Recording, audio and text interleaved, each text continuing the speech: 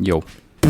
Okay, this week in my 20s, follow your intuition. I was on my mom's podcast this week, and it was kind of like therapy. I got a chance to really explore topics that I haven't had a chance to really talk about before. And one of the topics that we talked a lot about was intuition. And I never really realized how much intuition was involved in my life and how much it was guiding me. But what does that mean to follow your intuition? Well, I was given an opportunity and it just seemed like the right decision on paper, but it didn't feel right. Something was telling me to not go for it. And that's your intuition. You gotta listen to that because your intuition's almost never wrong. It almost always has an answer before it's even a question. I saw an episode of The Zorky Show this week, and he was also talking about intuition. And I'm not a very spiritual or leave it to the universe kind of person. That is not my cup of tea, my forte. But when it comes to intuition, I realize I've let it lead me in almost every big decision in my entire life.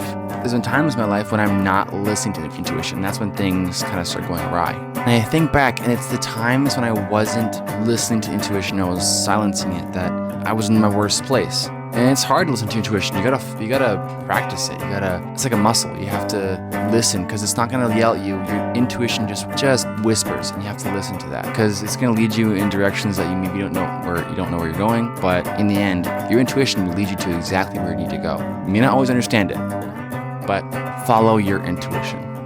And everyone knows that feeling when you meet somebody and something's just off, or you are going somewhere and you're like, I don't feel like this party is the right thing. Or it's the other thing where you feel like you need to go do something and it doesn't make sense why you need to do it, but you're like, I feel like this is what I have to go do.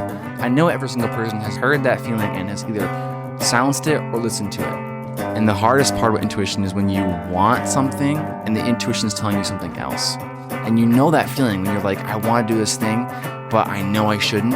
Something deep tells you don't do it, but you're like, f it, I want to do it anyways. It almost never works in your favor when you go against it. And I believe it's leading me in the places I need to go, even when it's not making much sense, because in hindsight, it might not always make sense, but it's what's right for me, I think. So, to sum up, follow your intuition.